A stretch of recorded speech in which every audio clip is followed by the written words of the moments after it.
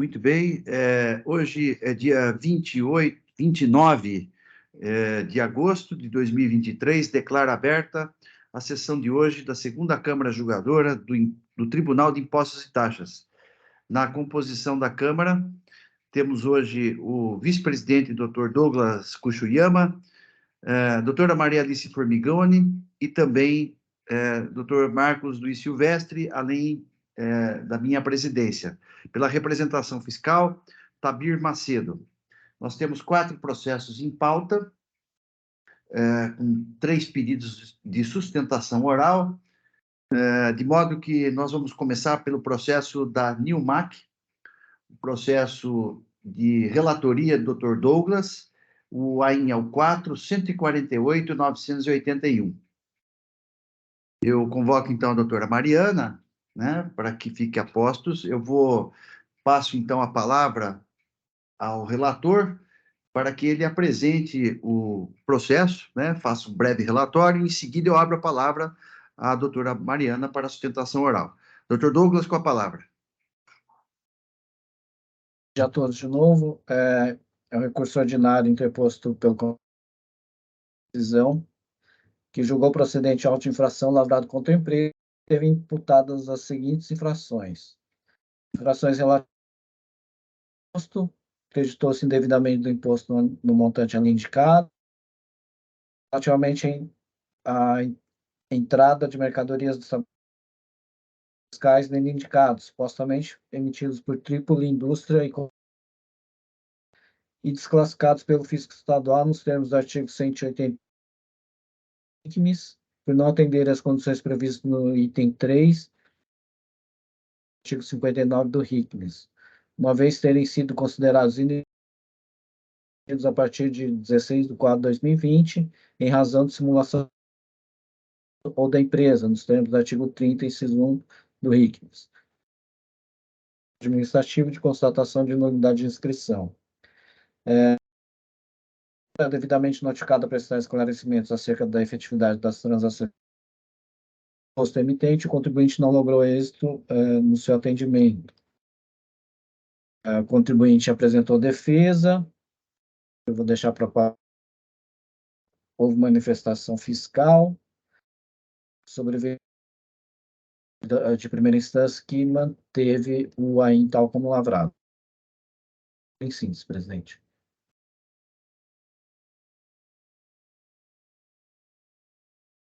O microfone está fechado, presidente.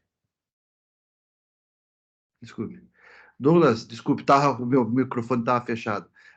Eu não sei se para vocês aconteceu a mesma coisa, mas está um pouco travando a sua fala. Você fala um pouco, dá uma travadinha e depois continua. Eu vou ver. Acho que eu vou ter que reiniciar. Deixa eu só ver aqui, presidente. Dá uma reiniciada, porque aí eu espero, a gente espera para que a doutora Mariana possa aduzir a sustentação oral e você ouvir, Vou tentar né? pelo celular, ver se vai funcionar aqui. Porque está travando, sabe? Você fala um pouquinho e trava, fala um pouquinho e trava. Está para todo mundo tá igual, né? Não é só para mim, não, né? Tá. Mas assim, deu para entender o relatório, né? Que se trata de inidôneo, né? O resumo deu para entender, mas com um pouco de dificuldade. Na hora de ler o voto, talvez fique ruim, né?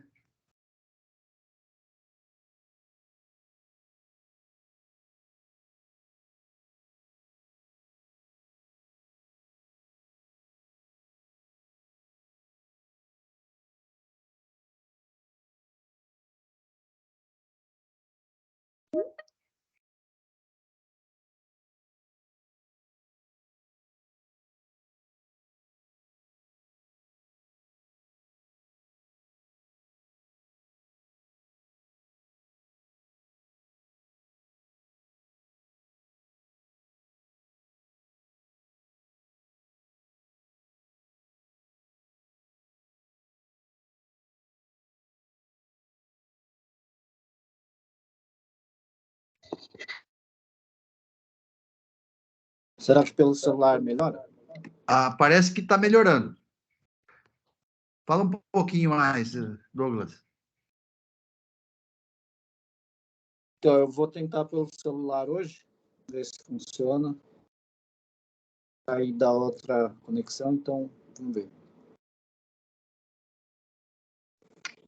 Douglas, parece que está travando também, viu? Salvo engano, tá. Eu vou ter que reiniciar, então. Só um minuto.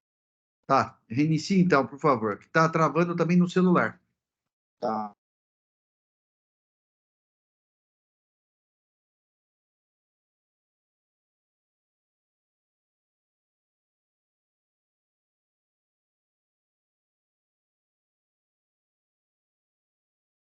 Precisa aguardar mais um pouquinho.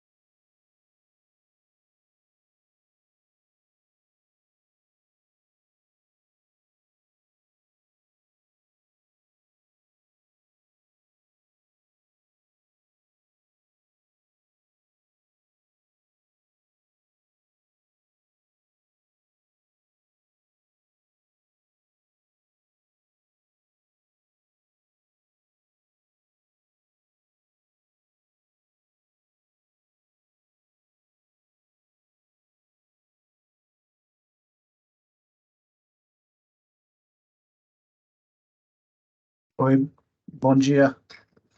Bom dia de novo. Será que melhorou agora? Todo mundo me ouve? Tá. Sim. Doutor Pérez Oi, está Douglas, mudo.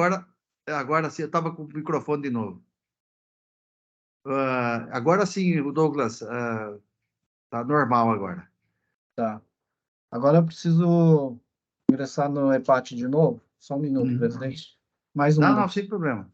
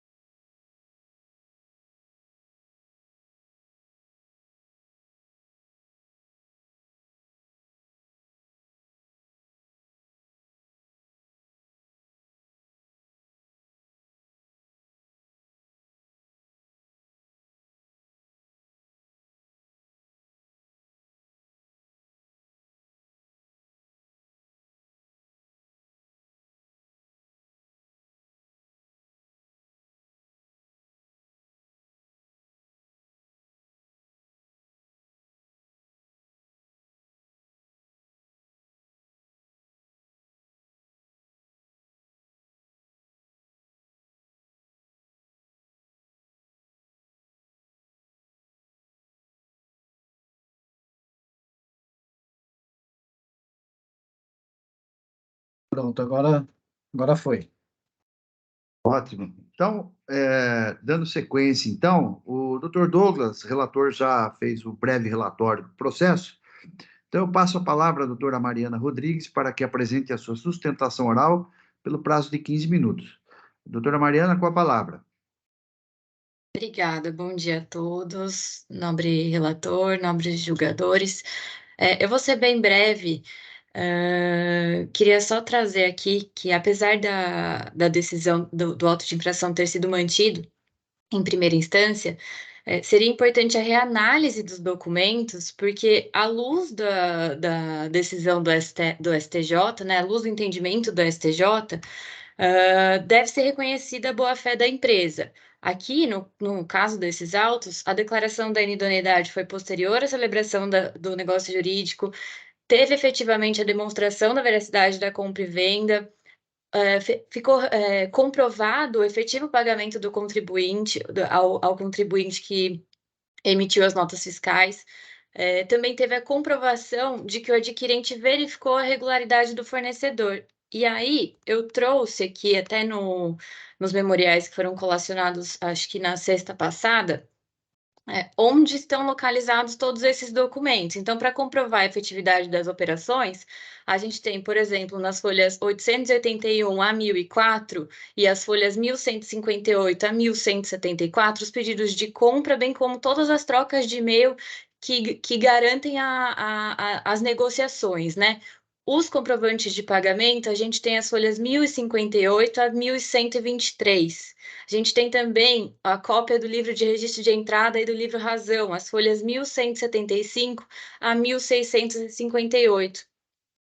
Outro ponto importante é que a recorrente ela consultou o Sintegre e Cadesp no momento da ocorrência das operações. Então, isso está colacionado às folhas 1145 às folhas 1157. O transporte também, a gente tem algumas informações constando dados dos veículos, informações de transportadora, as folhas 881 a 1104 e 1107 a 1043, e também as cópias dos DAMPs. Outro ponto é que os pagamentos, a empresa, ela, especialmente no período de pandemia, ela teve que trabalhar com a intermediação por factoring. E aí, nesse caso, apesar dos pagamentos terem sido realizados via factoring, a gente tem um contrato da empresa,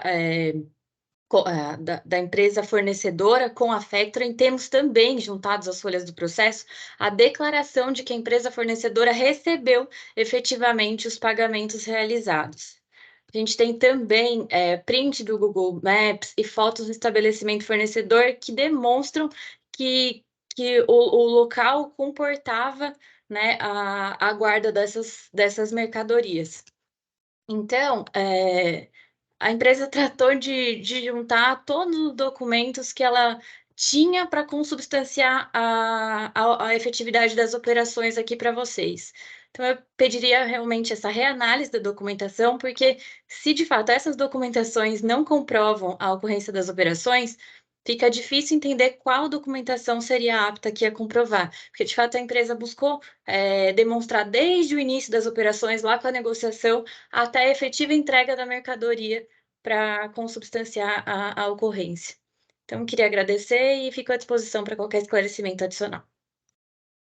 Eu cumprimento a doutora Marina pela sustentação oral, pela objetividade e clareza aí na sua exposição. Eu passo, então, a palavra ao ilustre relator para que apresente o seu voto. Doutor Douglas, com a palavra. Tá, eu passo então o voto. A questão que não comporta conhecimento seria a questão da base de cálculo da multa, valor do imposto sem juros. Então, não merece conhecimento, uma vez que essa questão é objeto de súmula, conforme disposto na súmula 13 de 2008. É legítima atualização do valor básico da multa nos termos do parágrafo 9º do artigo 85 da Lei 6374. Essa alegação não merece sequer processamento nos termos do artigo 45 da Lei 13457. Aí, preliminarmente, nulidade do auto de infração por não considerar a existência de saldo credor de CMS acumulado. O contribuinte alegou nulidade do AIM por não considerar a existência de saldo credor de CMS acumulado. Por outro lado, após a constatação do ilícito tributário, é dever do agente administrativo constituir o crédito tributário por meio de lançamento de ofício nos termos dispostos nos artigos 142, parágrafo único do CTN e 534 do RICMES, que eu vou deixar de ler aqui. No caso da questão, foram preenchidos os requisitos previstos no artigo 142, quais sejam identificação do sujeito passivo, descrição do fato gerador, fatos que caracterizam a matéria tributável, fatos que caracterizam a infração à legislação tributária e que enseja a aplicação da penalidade. Além disso, restaram preenchidos os requisitos legais contidos na legislação para a lavratura do auto de infração, conforme disposto no artigo 34, incisos 3, 4, 5 e parágrafo 1º da Lei 13457. Por outro lado, a simples alegação de que assalto credor ou mesmo crédito no acumulado de semestre não implica nulidade de lançamento de ofício, quando verificada a infração, como mencionado nos parágrafos anteriores, na previsão legal para refazer a escrito do contribuinte, ao invés de autuá-lo pela infração descrita em questão. O direito ao crédito CMS é um direito subjetivo a ser exercido pelo próprio contribuinte nos termos da legislação e configura-se como um direito, ou seja, o contribuinte tem a opção de escolha em exercer tal direito e caso opte em exercê-lo, deverá fazê-lo no prazo de 5 anos por seu valor nominal, nos termos do artigo 61, parágrafo 3º do IPMES. A questão da ilegalidade da glosa do crédito do CMS, em face da existência do saldo credor, já foi amplamente debatida pela Câmara Superior, que sedimentou o entendimento de que a existência ou não do saldo credor não impede o lançamento de ofício mediante lavratura da auto-infração. Aí eu menciono aqui, da Câmara Superior, DRT 05 4032954, DRT 12 857592-2005, DRT 12 65462 de 2004, entre outros. Portanto, a autópsia está equivocada quanto à alegação de que não deveria haver cobrança do imposto nos presentes autos, pelo fato de ter saldo credor em conta gráfica, uma vez que a existência ou não do saldo credor é irrelevante para o lançamento de auto de infração e imposição de multa, em razão da sua natureza diversa. No caso, exige-se ICMS decorrente do lançamento de ofício, decorrente de irregularidade cujos valores não podem ser compensados, e o que não tem influência na lavratura dos presentes autos, de modo que não procede a preliminar levantado. Quanto ao mérito, a existência das operações efetuadas, dos documentos que instruíram a acusação fiscal e do relatório fiscal de apuração de idoneidade, verifica-se que o contribuinte não trouxe elementos que me convenceram de que a empresa autuada cumpriu com os requisitos da jurisprudência para ter reconhecido a boa-fé. Exposto, caberia ao autuado infirmar a acusação fiscal através da produção de provas robustas da existência regular da suposta empresa, emitente das notas fiscais impugnadas pelo fisco, ou ainda comprovar a efetividade das operações comerciais que não se verifica no caso. Através dos documentos que foram apresentados pelo repoente, instruir a acusação e pelo relatório de apuração, que aproveita como fundamento a razão de decidir, a inabilidade dos documentos fiscais de emissão atribuída à empresa, emitente das notas fiscais, depreende-se que essas operações foram feitas acompanhadas de documentação fiscal, a teor do que dispõe o artigo 185 e artigo 59 ambos do RICMES. Quanto à alegação da boa-fé, disposto no artigo 59 do RICMES, prevê que o direito ao crédito de semestre é condicionado ao preenchimento dos seguintes requisitos: demonstração da efetiva existência de operação de aquisição de mercadorias, comprovação de que o adquirente verificou a regularidade fiscal do fornecedor na data da operação. Autuado tem a obrigação legal de cumprir os termos do artigo 22A da Lei 6374, que falam por si próprio verbos. Em outros termos, a alegada boa-fé deve preencher requisitos que dependem de prova, o que não ocorreu no caso em questão. Eu menciono aqui o repetitivo da STJ, a súmula 509. Aí, sendo assim, nos termos da jurisprudência da STJ e da súmula referida, bem como o que restou decidido em sessão monotemática realizada em 29 de 5 de 2012, pela colênia Câmara Superior deste Tribunal de Impostos e Taxas, é possível resumir que a jurisprudência administrativa do TIT entende que o direito ao crédito CMS depende da ocorrência dos seguintes requisitos: comprovação de que o adquirente verificou a regularidade fiscal do alienante no estado se integra, demonstração da veracidade da compra e venda efetuada, existência de prova de pagamento alienante, cujas notas fiscais foram declaradas idôneas, e declaração de inidoneidade posterior à celebração do negócio jurídico efetivo. Com relação ao mérito do recurso propriamente dito, temos que o contribuinte não juntou os documentos comprobatórios elencados acima. Apenas para constar, peço vênia para transcrever o texto de decisão recorrida, com a qual concordo e me utilizo como fundamento razão de decidir.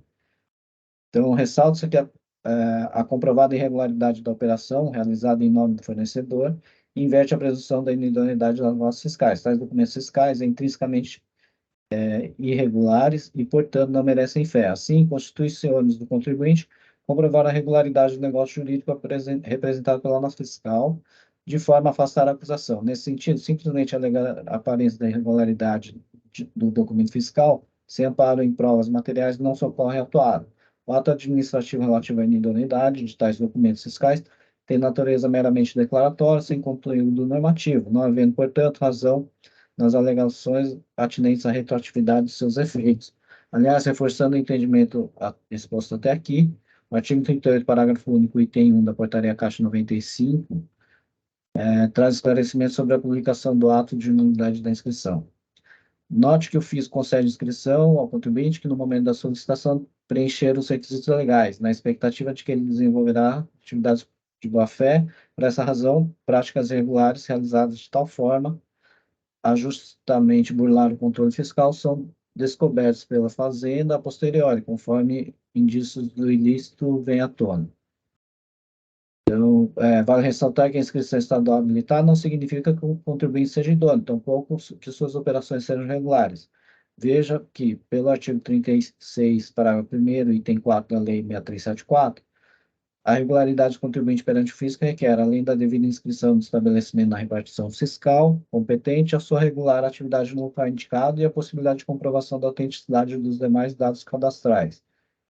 Aí transcreve o artigo 22 da Lei 6374, 22A. Não se trata de exigir do contribuinte o poder de fiscalização, mas sim zelo e prudência em suas negociações, em face das implicações comerciais e fiscais. Note, o fisco está a exercer seu poder de polícia ao declarar a indeniidade de um contribuinte inexistente de fato e a investigar as suas operações. Por sua vez, cabe ao contribuinte adotar práticas que possam lhe dar garantias de entabular um negócio jurídico lícito e que lhe forneçam meios de prova contra uma eventual ação fiscal. Imperioso destacar que não é necessário comprovar fraude ou conluio com o suposto fornecedor para atribuir ao autuado a responsabilidade pela prática da infração à ordem tributária, bem como não importa que não tenha obtido vantagem por ilícito, objetivado prejudicar o fisco estadual, pois, conforme dispõe o artigo 136 do CTN, a responsabilidade por infrações da legislação tributária independe da intenção do agente ou do responsável e da efetividade de natureza e extensão dos efeitos do ato. Desse modo, bastou tão somente que se tenha comprovado objetivamente o crédito indevido baseado em documentos fiscais inidôneos para a aplicação da sanção prevista. A competência primária do fisco é a de fiscalizar os aspectos relativos ao imposto e não à atividade do contribuinte, e ao concluir pela idoneidade do documento fiscal, deverá lavrar o respectivo. E aí, a questão aqui da jurisprudência da STJ, acho que eu já li anteriormente. Vamos ver aqui. A partir do item 76, no quesito comprovação de que o adquirente verificou a regularidade fiscal do fornecedor, encontramos em folhas 1146 a 1157 dos autos as pesquisas ao Sintegra e Cadestre, apesar de que, por si só, não comprovam a efetividade das operações entre as emitentes das notas fiscais e atuado, necessitando de outras provas da efetividade das operações, tendo em vista que as notas fiscais são inábeis e a emitente delas indicar os contribuintes que simulou a existência do estabelecimento para o qual obteve inscrição no Estado. Portanto, isoladamente, não se presta a comprovar que o contribuinte estava em atividade no local declarado ao fisco. Portanto, é que no corpo das notas das próprias consultas consta a observação de que os dados acima estão baseados em informações fornecidas pelos próprios contribuintes cadastrados, não valem como certidão e só efetivam a existência de fato e de direito. Não são oponíveis a fazer nem excluem a responsabilidade tributária derivada de operações com eles ajustadas. Com relação às demais provas, temos que a comprovação da efetividade das operações não se dá apenas com base na emissão da nota fiscal, no seu registro, nos livros fiscais, nas CTS e declarações dos transportes, mas sim com fundamento na integralidade das informações como um todo, normalmente nas hipóteses em que o fisco, por meio de um procedimento administrativo regido pelo devido processo legal, apura a simulação da existência do estabelecimento fornecedor. Junto em folhas 882, 923, pedidos de compra, DANF, emitidas pela Triplo e relativa às notas fiscais 1.385, 1.410, 1.462, 1.524, 1.649, 1.651 e 2022 de natureza venda, mercadoria adquirida e recebida de terceiros, remessa para industrialização sem transitar no estabelecimento do adquirente. A que se refere à operação triangular. Emitidas pela CGF Log Transportes, EPP, e DANFs emitida pela autuada de natureza, outra saída de mercadoria ou prestação de serviço não especificada. Em todos esses documentos constam que o frete era por conta do remetente, não possui identificação da placa do veículo que transportou e o campo destinado à identificação do recebedor das mercadorias não foram preenchidos. Junta em folhas 925 a 1003, pedido de compra, DANF emitida pela Triplo relativa às notas fiscais 1.359, 1.384, 1.420, 1.461, 1.523, 1.542, 1.543, 1.648, 2024, de natureza, venda de mercadoria adquirida, recebida de terceiros, a que se refere à operação triangular, DANFs emitidas pela CGF Log Transportes. Em relação às notas fiscais 1384, 1420, 1461, 1523, 1542, 1543, 1648, 2022 e 2024, junto à declaração de entrada feita, segundo autuado pelos motoristas transportadores, vídeo folhas 1009 e 1043. No entanto, em que pese tais declarações, que podem ser feitas a qualquer momento, ausente de informações na totalidade das notas fiscais acerca dos dados dos transportadores, placa de veículo associada à falta de comprovantes de pagamentos realizados aos transportes, comprovantes de abastecimento, pagamentos de pedágio, dentre outros documentos, implica a não comprovação da efetivação do transporte das mercadorias.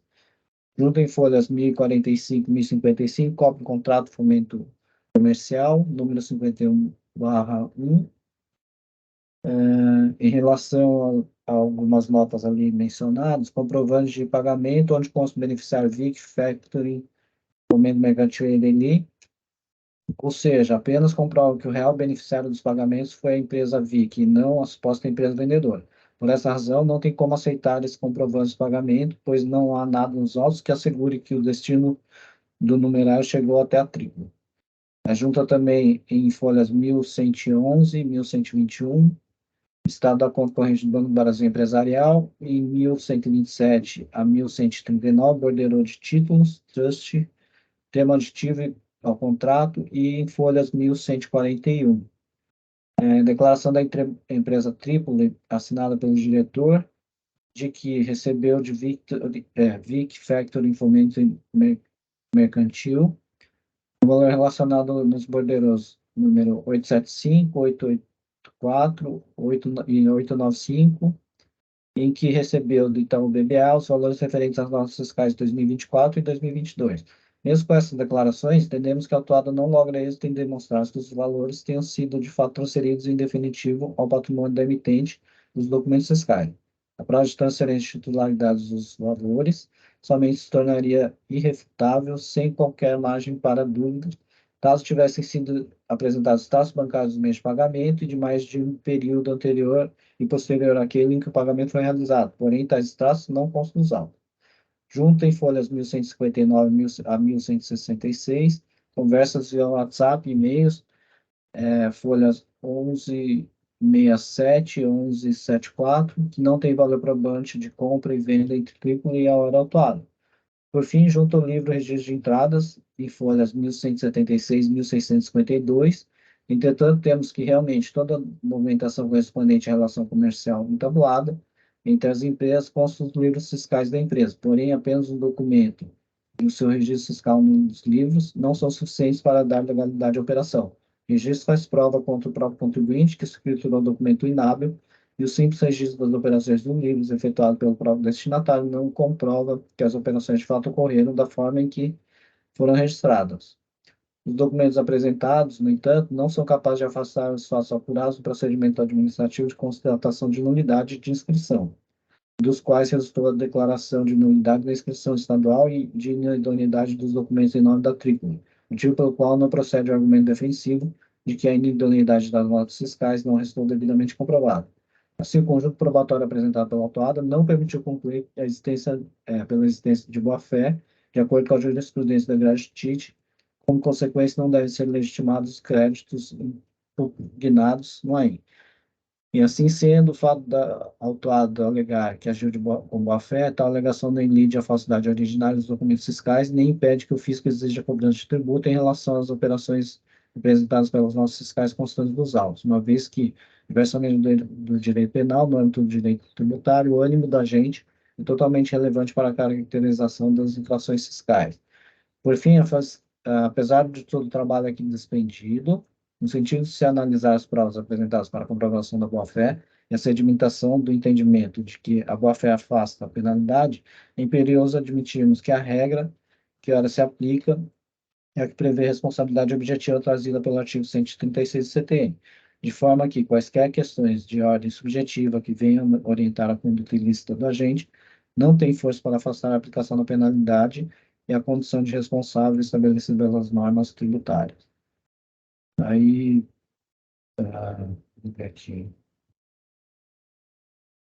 Aí merece destaque o fato de que as declarações de inolidade normalmente ocorrem após a ocorrência das operações, mas na época em que essa ocorreram, era possível que a empresa, hora recorrente, checar que estava se lidando com uma empresa idônea ou não, o que não ocorreu no caso. Aí transcrevo das contrarrazões do recurso ordinário, que não utiliza como fundamento razões de decidir. Aí, com relação à demonstração da veracidade das operações de compra e venda, a recorrente apresentou conversa do aplicativo WhatsApp, onde realizava as encomendas. Não é possível identificar o remetente, muito menos o número de origem. Há ainda troca de e-mails com paulo.plast@ol, contendo cotações e confirmações de compra. Os e-mails de cotação de preço apresentados pela recorrente não são da época das operações. Eles datam de janeiro a fevereiro de 2021.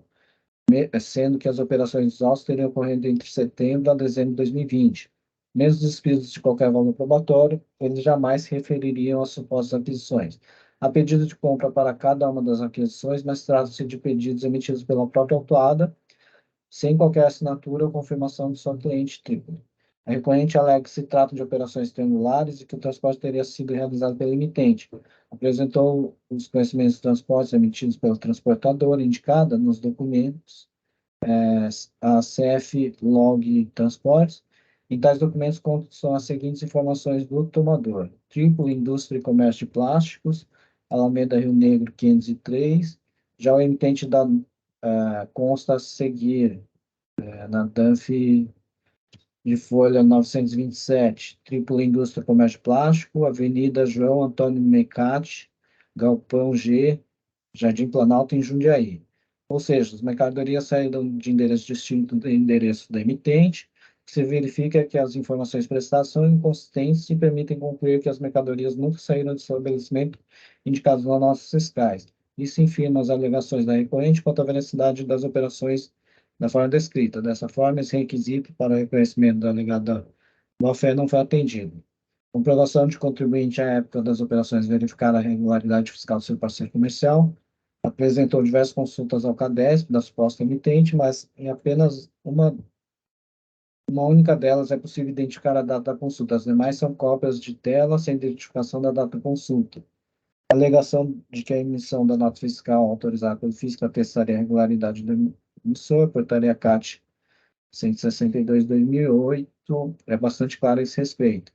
Ressalta-se que não se pode acolher a alegação da recorrente de que a demonstração de que a fornecedora estaria em situação regular perante o fisco após a realização das operações permitiria deduzir que ela se encontrava na mesma situação à época em que elas foram realizadas.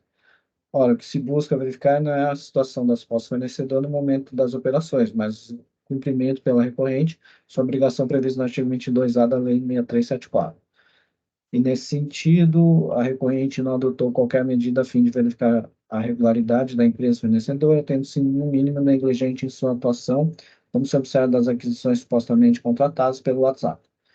Importa ressaltar que não se exige em nenhum momento que a recorrente adotasse medidas de fiscalização das postas fornecedoras, mas apenas que medidas de verificação de regularidade das empresas com que transaciona em atenção à obrigação legalmente imposta. Resta evidente que este requisito para a comprovação da ligada boa-fé também não foi atingido. Existência de provas de pagamento às empresas cujos documentos fiscais foram declarados idôneos em relação ao pagamento das operações, cabe ressaltar que a sua totalidade não foi realizada diretamente às postas fornecedoras, mas à empresa de fomento mercantil, como a empresa Vic Factoring, com a qual a AAA firmou contrato. Não há duplicados ou boletos em nome da cedente, além da a recorrente não apresentou qualquer comunicação das postas fornecedoras acerca da cessão dos créditos. Resta evidente que esse requisito para a comprovação da alegada boa-fé não foi atendido. Então, com essas razões aí, eu estou conhecendo em parte do recurso e na parte conhecida, estou negando provimento, presidente, assim como o voto. Obrigado, doutor Douglas. Bem fundamentada a decisão. O processo está em discussão.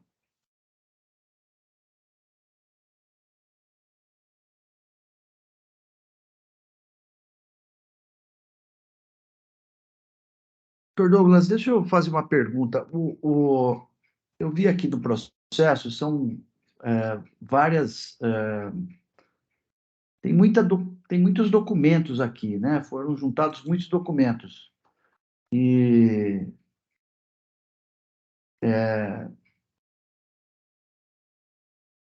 essas notas fiscais que foram juntadas com a defesa, né, e para instruir o auto de infração,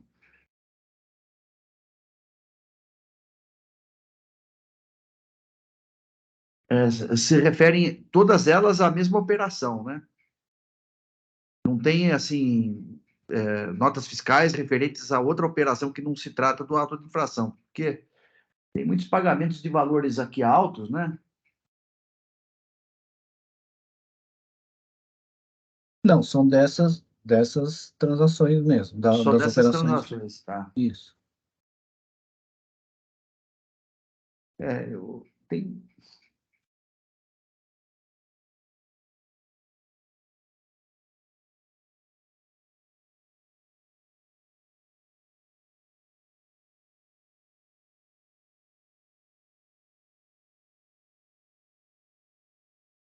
O contribuinte juntou bastante documento, né? Muitos documentos. A questão aqui do transporte, tudo bem, ele juntou aqui referente à nota fiscal X, a declaração de entrega, tem aqui a habilitação do motorista. Eu tenho até reparei aqui a assinatura do motorista na CNH, é bem semelhante à declaração que ele fez aqui. Tem Sintegra também, né? Tem Sintegras que eu vi aqui. Assim, eu queria pedir licença ao relator, independentemente da palavra dos outros, né? Dos outros juízes também, né? Mas eu estou pensando aqui em pedir vista, porque tem muito documento, eu queria analisar com calma. Eu já até proferi votos aqui em relação a essa questão de cessão de crédito para pagamento, eu já proferi votos nesse sentido, contra e a favor, a depender do conjunto probatório, né? Às vezes o pagamento está muito bonitinho e tal, mas as demais provas não são, não são suficientes ou são frágeis, né? Mas eu gostaria de analisar com calma aqui, porque tem uma farta documentação, né? Mas, assim, independentemente do que eu estou ponderando aqui, o processo está em discussão, mas eu vou pedir vista, viu? Eu vou querer pedir vista aqui nesse caso. Não sei se mais alguém gostaria de pedir, mas eu me adianto aqui que eu vou querer analisar melhor, doutor Douglas.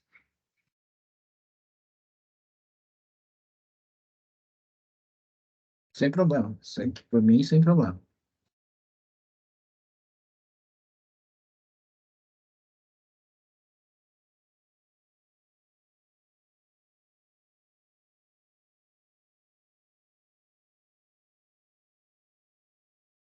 Bom, então, acho que como ninguém se habilitou a pedir vista também, eu tô tirando o processo em vistas para analisar melhor a documentação.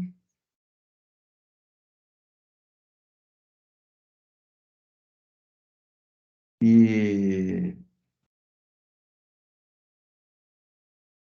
diante das vistas, eu estou encerrando, então, estou tirando o processo de julgamento, então, doutora Mariana, eu vou tentar aqui analisar com brevidade, né?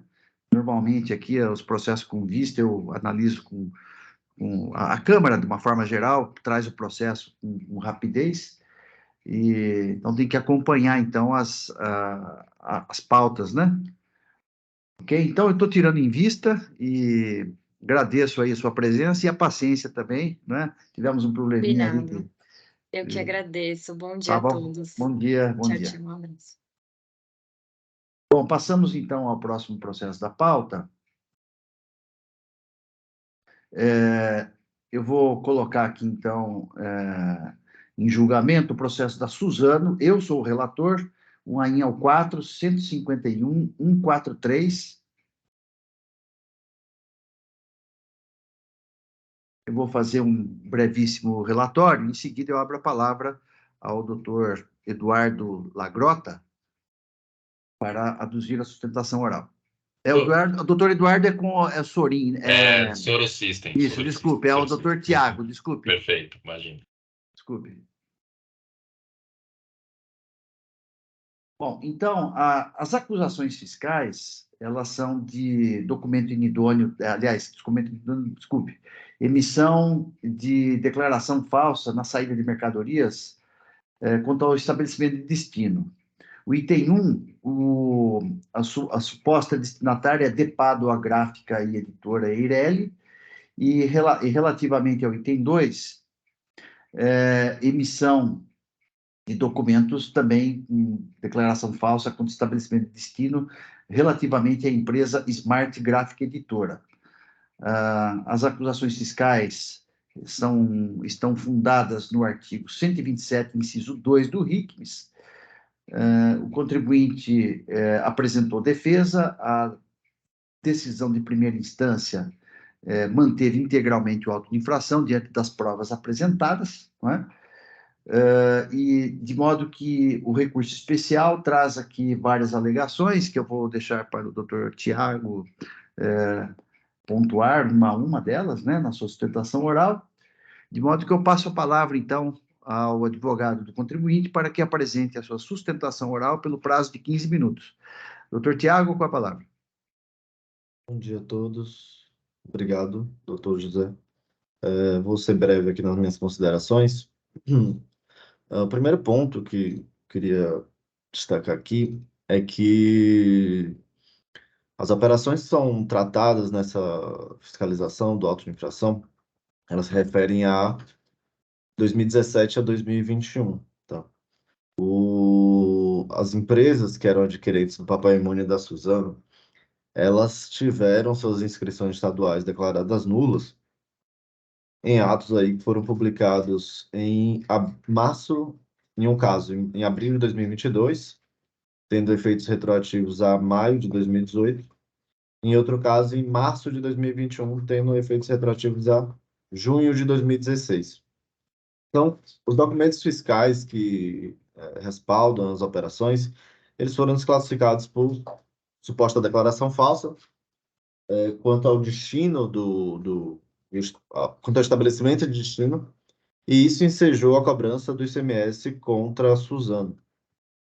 Mas para a gente, né, compreender adequadamente aqui a ilegitimidade dessa cobrança, é importante tomar como premissa aqui, a partir da documentação que foi apresentada pela Suzano, que ela foi vítima de um esquema criminoso que foi orquestrado por pessoas que se utilizavam de empresas autorizadas a adquirir papel imune e desviar para terceiros. Então, o trabalho da fiscalização, ela se iniciou a partir de um depoimento, né, de um partícipe dessa estrutura criminosa. Nesse depoimento, ele descreve o modus operandi do esquema de desvio de finalidade de papéis imunes. E essa organização, ela utilizava de empresas habilitadas a adquirir esses papéis, comprar de fornecedores idôneos e totalmente alheios ao ilícito, né, que era cometido ali por eles. E nesse contexto, a Suzano, né, enquanto uma das maiores fabricantes de papel do país, ela foi escolhida, evidentemente, sem qualquer conhecimento, né, das pretensões ilícitas desses adquirentes, para vender o papel imune que posteriormente seria desviado pelo grupo. Então, é natural que os indivíduos ali que compunham esse esquema criminoso, eles mantinham contato com funcionários do setor comercial da Suzano. Isso foi feito em algumas ocasiões para determinar quantidade, qualidade, preço de papel, alinhar prazo de entrega, forma de entrega, enfim. E a fiscalização, quando ela acessa alguns fragmentos de mensagens, e-mails dessas tratativas comerciais, ela conclui equivocadamente que a Suzano teria conhecimento do desvio de finalidade e teria participação no esquema. Mas, enfim, existem várias razões para poder afastar essas conclusões da fiscalização. Primeiro, não existe nenhum indício de conluio ou de conhecimento de prática criminosa por parte da Suzano.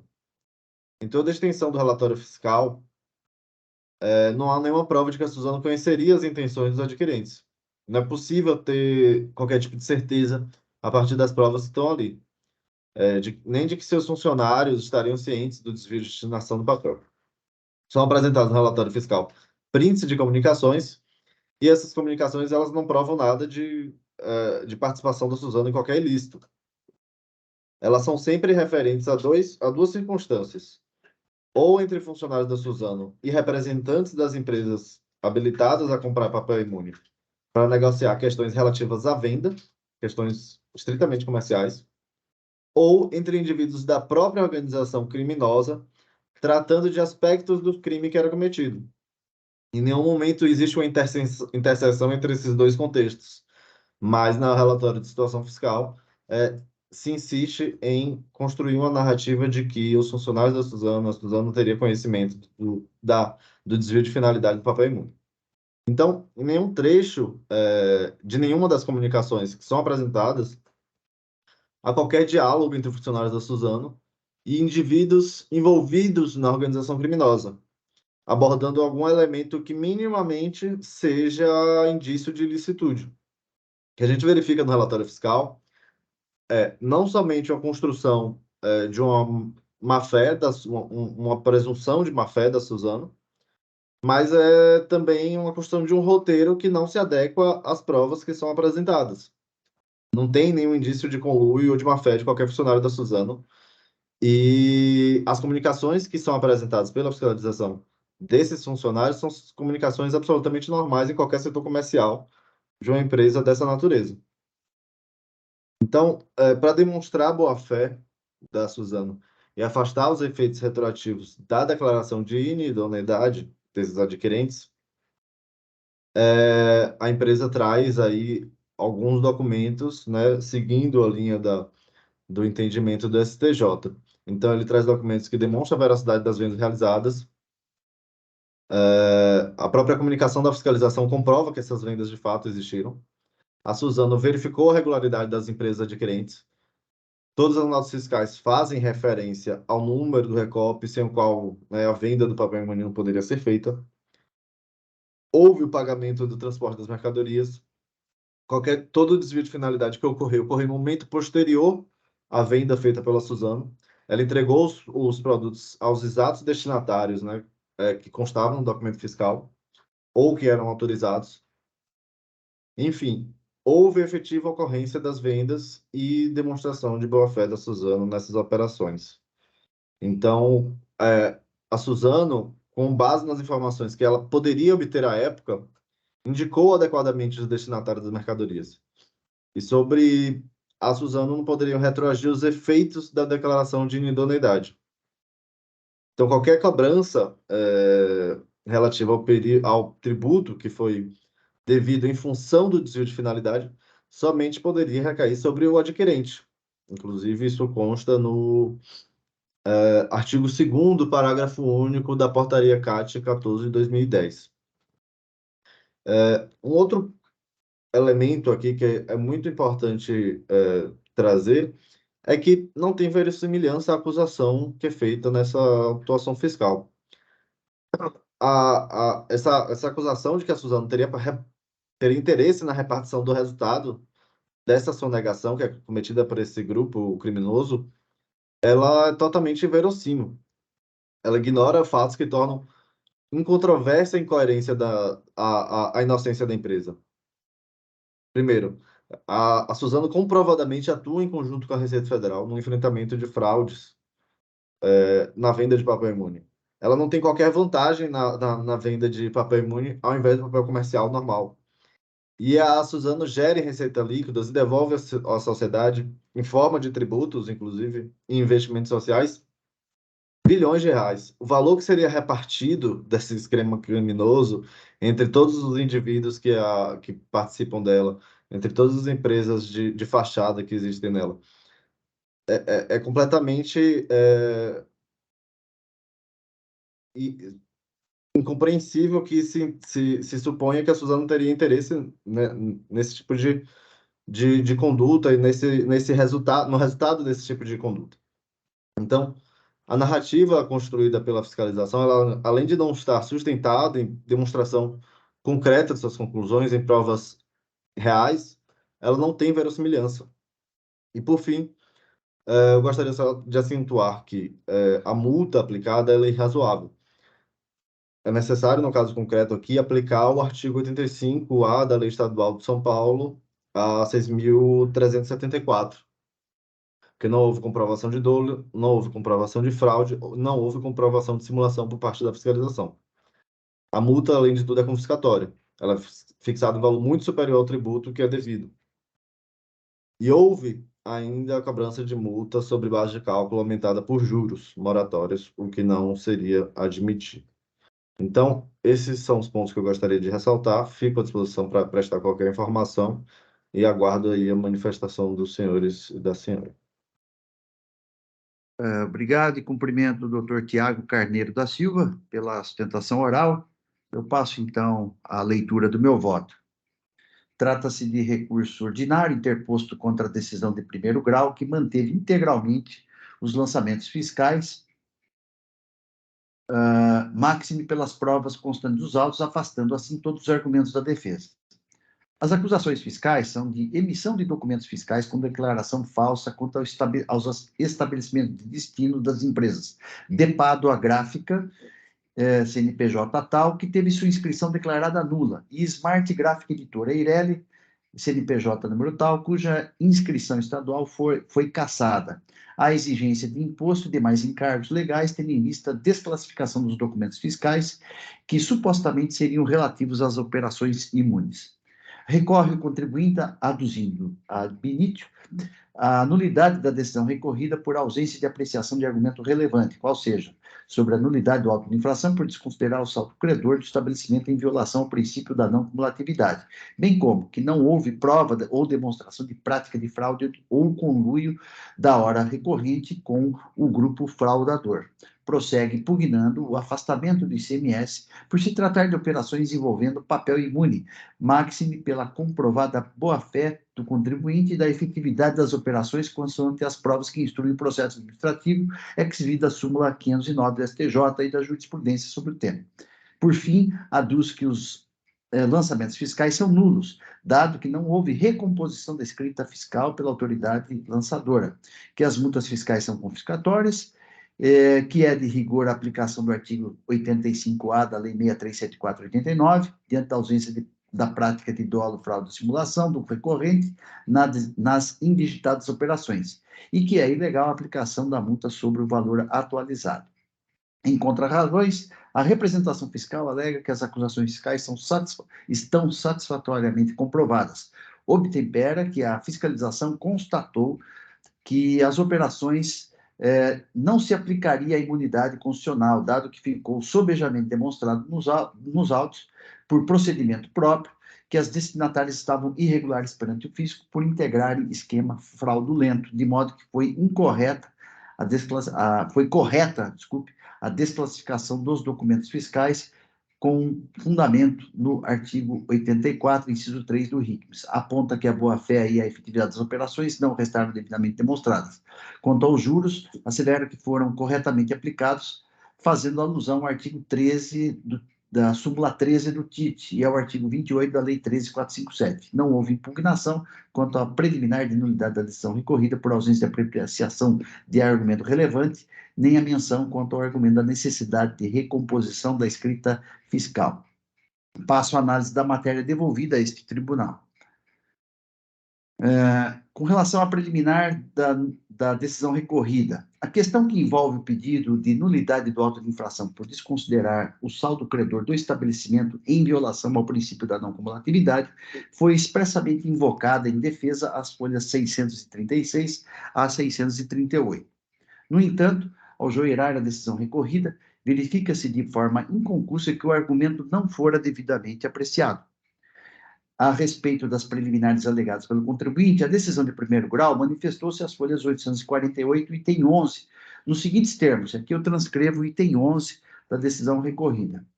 Com efeito, diante da manifesta falta de apreciação quanto ao argumento do contribuinte assim indicado, é de rigor o retorno à primeira instância para que seja complementada a decisão, evitando supressão de instância, além de preservar a garantia do devido processo legal, que envolve, dentre outros aspectos, o direito ao duplo grau de jurisdição administrativa.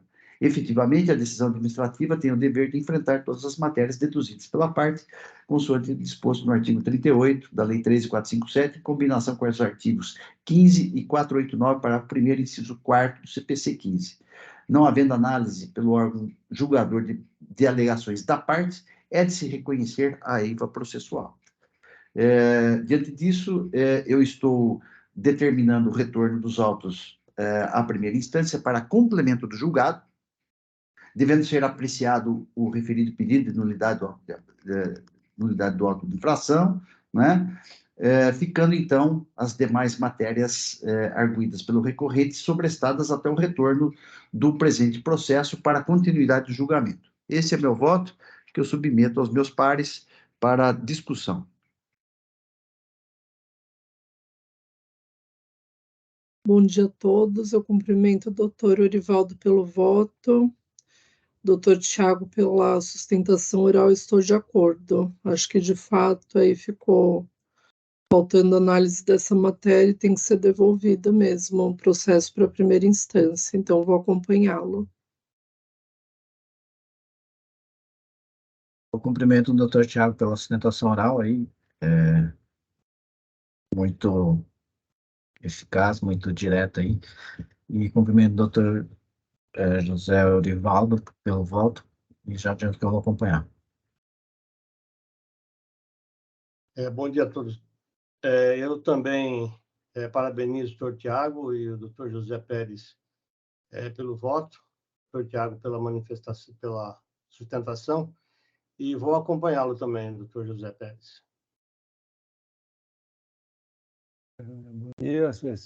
Por parte da representação, cumprimentar o doutor Tiago também, o doutor Edivaldo pelo voto, pela apresentação. Realmente, embora tenha a possibilidade até de teoria da causa madura, tanto uma como a outra versão são possíveis, né, da anulação ou complemento de julgado. Portanto, só cumprimentar a ambos. Muito bem, então, diante da intervenção de todos, obrigado aí pela intervenção, inclusive da representação fiscal, eu estou encerrando os debates, eu peço que os senhores juízes confirmem presença para quórum de votação.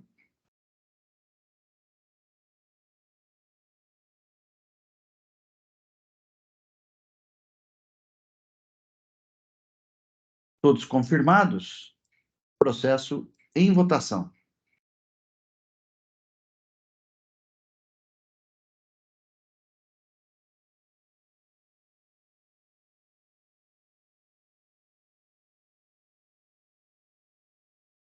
Votação encerrada. Proclamo o resultado do julgamento. Reconhecida aqui a nulidade parcial da decisão, com retorno do processo para complemento do julgado em primeira instância.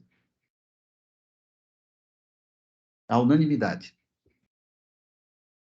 Julgamento encerrado. Eu agradeço a participação e também a paciência do doutor Tiago aí pelo pequeno atraso aí no início da nossa sessão. Obrigado a todos. Obrigado. E passo, então, ao próximo processo da pauta.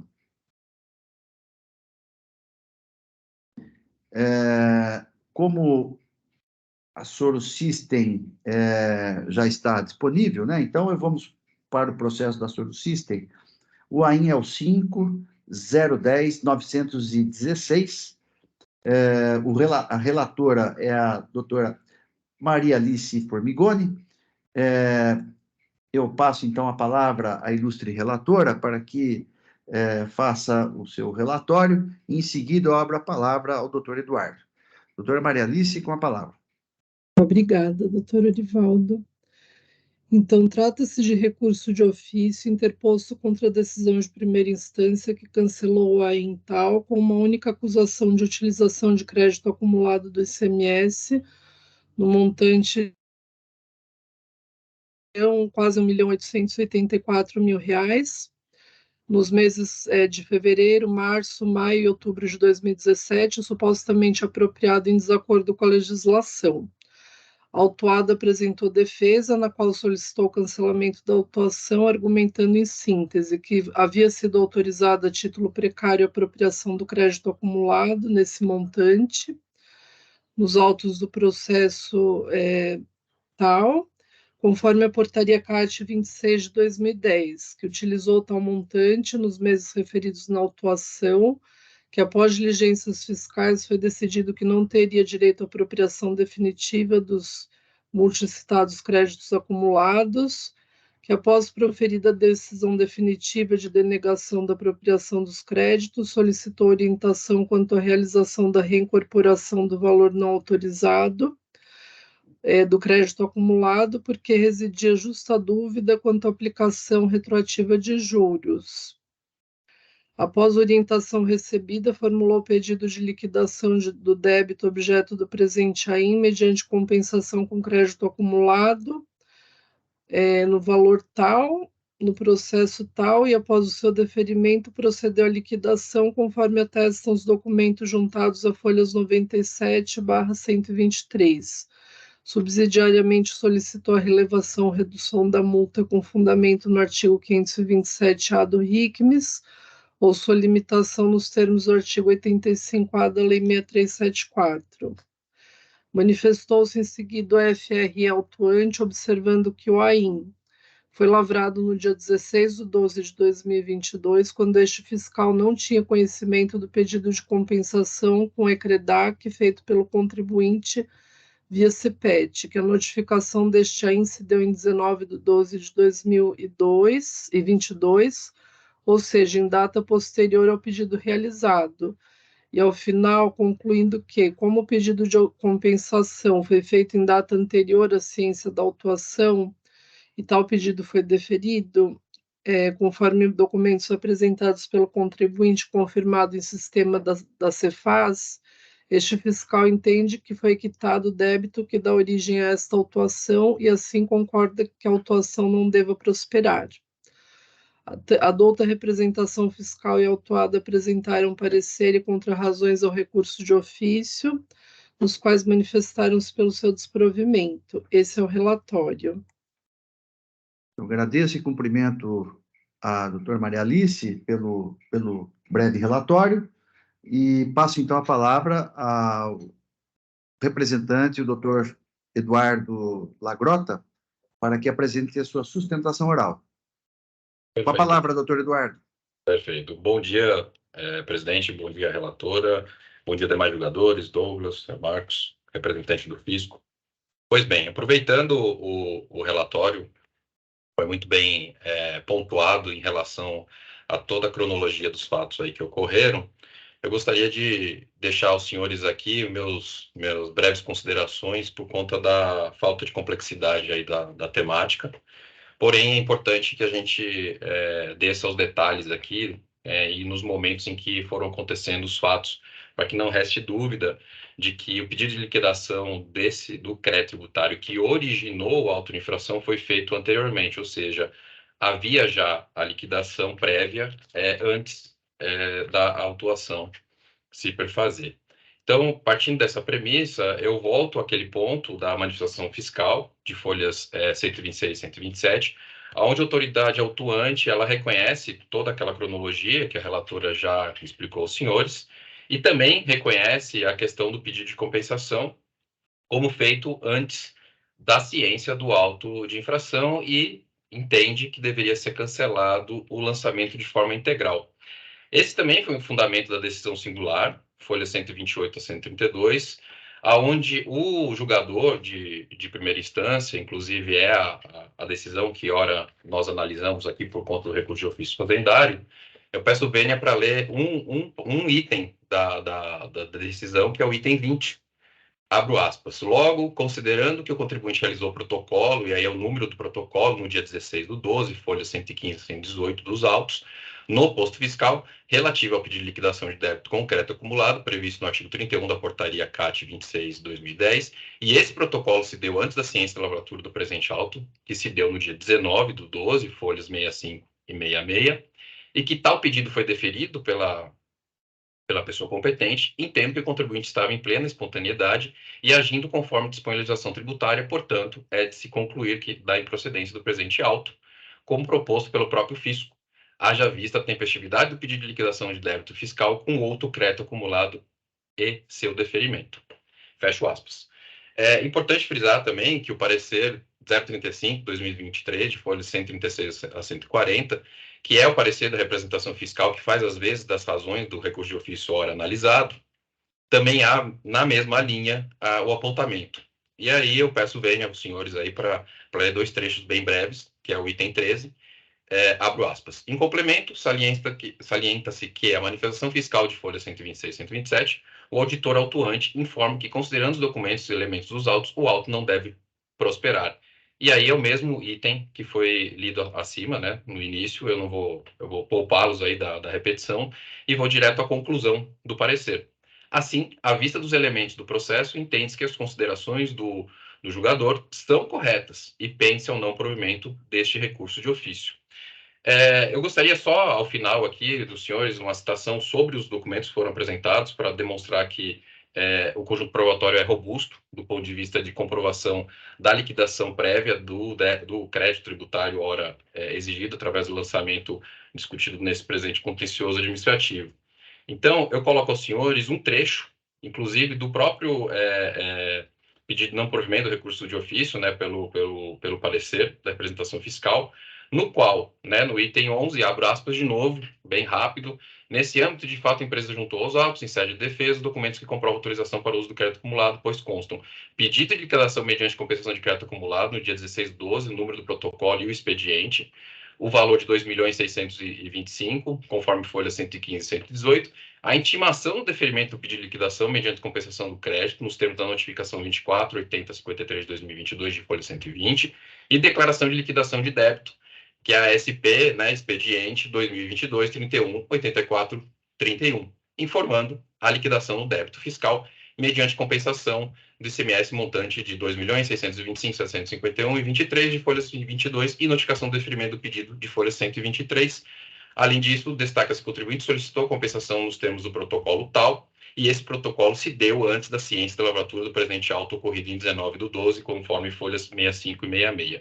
Então, senhores, só para elencar e deixar bem claro a questão da cronologia, houve uma discussão dentro do processo administrativo do CREDAC, onde foi dada autorização precária para admissão de créditos acumulados. Porém, se verificou no futuro que os valores não foram comprovados e se pediu a reconstituição desses valores. Dada a discussão dentro daquele processo administrativo, onde cabe recurso, houve uma protelação dessa discussão e houve uma decisão definitiva no final de novembro de 2022. E a partir desse momento se tornou incontroverso que deveria ser reincorporado o valor. E, nesse caso, existe vasta documentação aqui nos autos, a partir de folha 107, se os senhores quiserem olhar, toda a troca de e-mail com o posto fiscal pedindo orientação de como fazer a quitação desse valor, dada a decisão de reincorporação lá no passado. Porque a dúvida do contribuinte era, aplico ou não juros porque eu estava em sede de recurso. Se deu por bem a acreditar que os juros são devidos e foi feito pedido de restituição conforme já foi narrado. Então, entende o contribuinte que houve o pagamento do crédito tributário previamente à lavratura desse auto, devendo o auto ser cancelado por improcedência total. Agradeço a atenção de todos e espero um julgamento conforme a narrativa aqui apresentada aos senhores. Muito obrigado. Obrigado e cumprimento o doutor Eduardo Lagrota pela clareza, objetividade de sua exposição. Eu passo, então, a palavra à ilustre relatora para que apresente seu voto. Doutora Maria Alice, com a palavra. Pois não, doutor Pérez, eu também cumprimento o doutor Eduardo, a sustentação oral foi bem clara, bem precisa, e eu vou passar agora. O voto é assim, eu também estou de acordo tanto com a FRE autuante, quanto a representação fiscal, quanto o julgador tributário, no sentido de que o auto tem que ser cancelado mesmo. Então, examinando-se os argumentos e documentos apresentados pela defesa, entendo que está correto o cancelamento da autuação. Conclusão com a qual também estão de acordo o FRE autuante, a representação fiscal, conforme bem sintetizado no item 20 da decisão de primeira instância, que passa a integrar o presente voto, que foi a que o doutor Eduardo leu primeiro, né? Então, ante o exposto, conheço do recurso de ofício interposto e a ele nego provimento para manter o cancelamento da autuação, tal como decidido em primeira instância. Muito bem, cumprimento a doutora Maria Alice pelo voto. A doutora Maria Alice transcreveu no voto dela justamente o item 20 lá da decisão de primeira instância que foi mencionado aí pelo doutor Eduardo, né? Então, o processo está em discussão. Cumprimento o doutor Eduardo pela objetividade aí na sustentação oral, e foi bem direto ao ponto aí, e adianto que eu vou acompanhar o voto da doutora Maria Alice, e cumprimento também. Eu também cumprimento a doutora Maria Alice pelo voto e o doutor Eduardo pela sustentação bem pontuada, e vou acompanhar a doutora Maria Alice. Muito bem, então, eu também estou acompanhando integralmente a relatora. Diante da intervenção de todos, eu estou encerrando os debates. Eu peço que os senhores juízes confirmem presença para quórum de votação.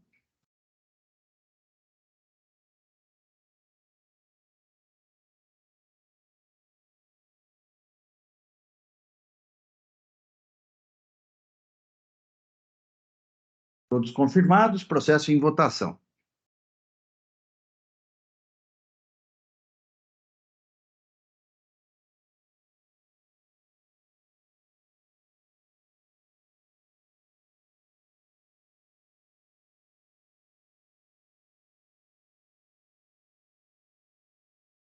Votação encerrada. Por unanimidade, a Câmara conheceu do recurso de ofício e negou provimento. Votação encerrada. Eu estou aqui, então, encerrando o julgamento e agradeço aí a presença e a manifestação do doutor Eduardo. Doutor presidente, muito obrigado. Eu que agradeço aí a acolhida dos senhores. É sempre um prazer participar de sessão de julgamento aqui na segunda. E até uma próxima oportunidade. Muito obrigado a todos. Até logo. Até mais. Bom trabalho. Até mais, doutor. Obrigado. Obrigado. Passamos, então, ao próximo processo da pauta. O próximo processo da pauta é Sobásico, Indústria e Comércio de Alimentos, EIRELI. A relatora, a doutora Maria Alice, o processo é o 5010-784.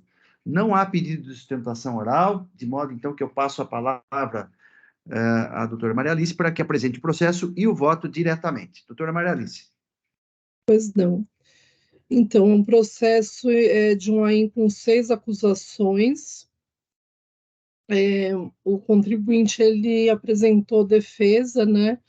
Em primeira instância, foram mantidas as acusações dos itens 1, 2, 3 e 5 e cancelados os itens 4 e 6, e aí foi interposto recurso de ofício em relação a esse cancelamento.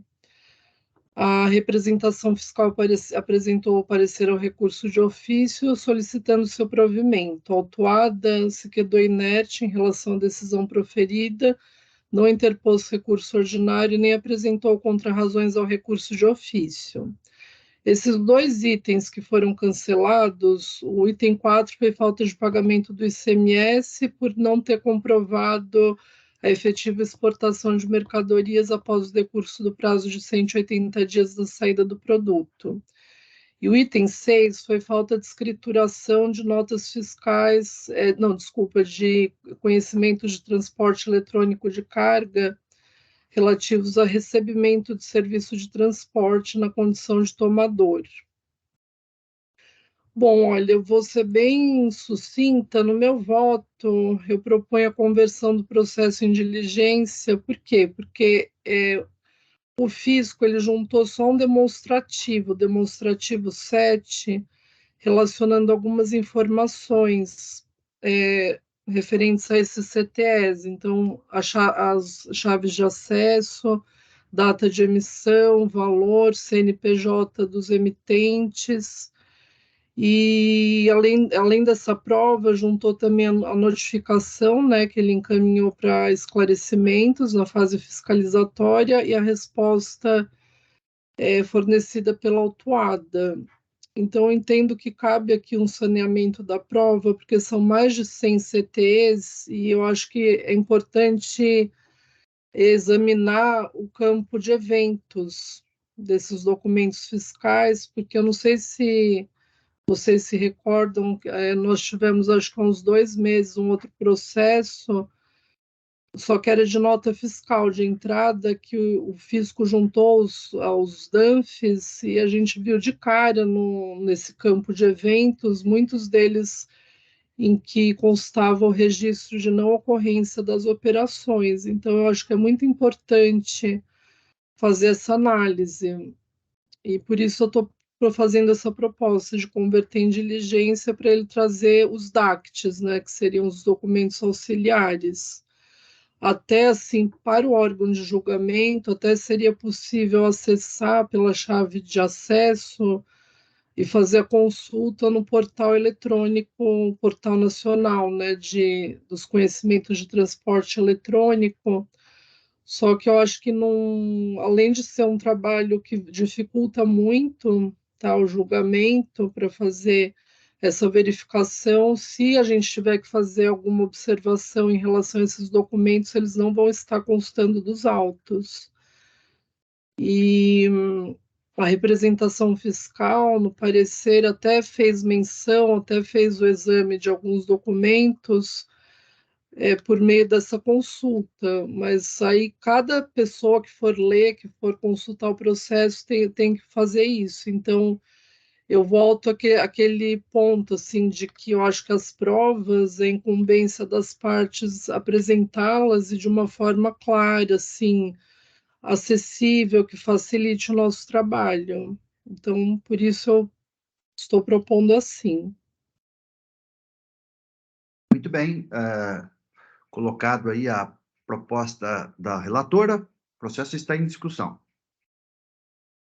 Só mais uma observação, doutor Orivaldo, Pois que não. assim, quando eu faço trabalhos na fiscalização, que eu me deparo com essas situações, normalmente eu sempre procuro algum outro indício de ocorrência das operações. Só juntar esses documentos, normalmente eu acho que não é suficiente, porque é aquela questão também que nós já discutimos, o destinatário ele não tem gerência sobre o que o emitente do documento vai colocar. Então, pode ser uma coisa absurda, como acontece muitas vezes, de valores, às vezes eles colocam 3 zeros a mais, e aí perderam prazo de cancelamento, aí aquilo ficou em aberto. Aquele documento continua válido e com potencial de prejudicar, né, o destinatário do documento que não teve nada a ver com aquilo. Então, assim, eu procuro não, assim, com relação à nota fiscal eletrônica, a gente, no nosso sistema, quando os emitentes são paulistas, a gente tem condições de pesquisar se eles escrituraram os documentos. Então, para mim, a emissão e a escrituração já é um indício muito forte de que realmente os fatos, né, as operações, as prestações ocorreram tal como relatado nos documentos. Mas eu vejo assim que isso é muito controverso. Tem gente que entende que basta só juntar o documento, o DANF, o DACT, que aí já tem uma presunção de ocorrência da operação, e aí caberia a contraprova ao autuado, né? Aí, nesse caso, eu não solicitei, por exemplo, a prova da escrituração desses documentos pelos emitentes, primeiro porque, no caso dos CTs, o nosso sistema ainda não permite essa consulta, tá? Até porque são documentos que se tornaram eletrônicos assim, mais recentemente, então acho que os sistemas ainda estão se desenvolvendo. E fora que muitos dos emitentes, acho que, se eu não me engano, eram os 10 emitentes, estão fora de São Paulo. Então, às vezes, para um valor assim pequeno, irrisório, a gente vai assim movimentar toda a máquina, fazer pedidos de verificação fiscal. E por último, também, assim, pesou também o fato de que a autuada, na verdade, não apresentou nenhuma defesa, né? Na defesa, ela só falou que realmente não constava, que não tinha feito a escrituração, e depois, quer dizer, quando ela respondeu a notificação na fiscalização, ela falou, realmente, eu não escriturei mesmo.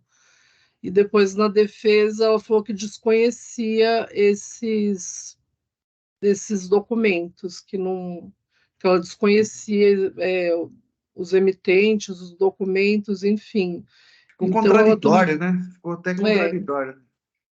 Então, eu também não se defendeu, mas eu acho que, então, nesse caso, pelo menos fazer um exame aí, né, dos eventos, vai que às vezes em algum deles tem um registro de não ocorrência da prestação, né, da época do mais ou menos contemporâneo à emissão dos documentos, aí a gente poderia excluir, né? Então é isso. Bom, muito bem justificado, acho que ficou claro, né? Ficou claro aí os esclarecimentos da Maria Alice. O processo, então, está em discussão.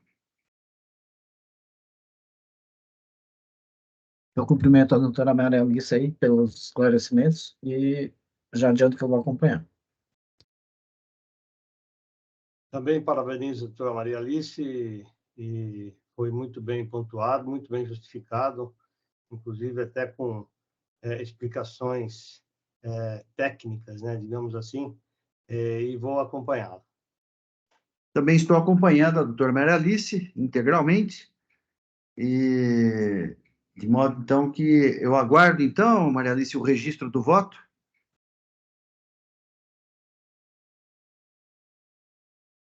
Pronto, já foi registrado. Voto registrado, então, diante da intervenção de todos, eu acredito também que a representação fiscal está de acordo, né? Sim, doutor Olivaldo, sim, claro. Tá, então, Cumprimentar a estou encerrando os debates. Aguardo a confirmação para quórum de votação.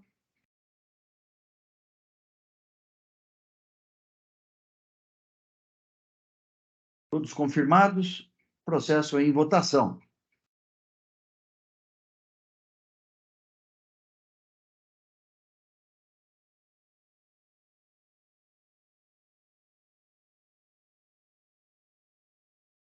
Votação encerrada.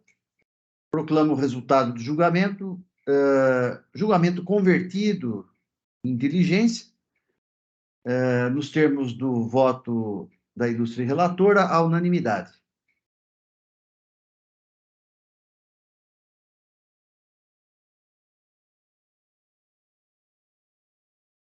Votação, então, encerrada. Estou, então, encerrando o julgamento deste processo.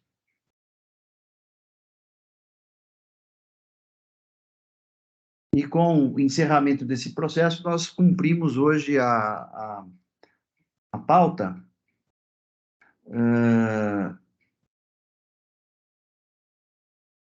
Declaro, então, encerrada a sessão de hoje da segunda Câmara Julgadora.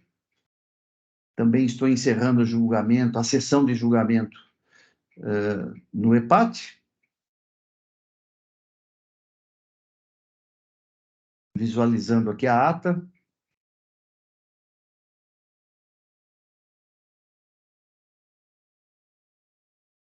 Tudo regular. Muito bem, então, eu agradeço, então, a presença de todos.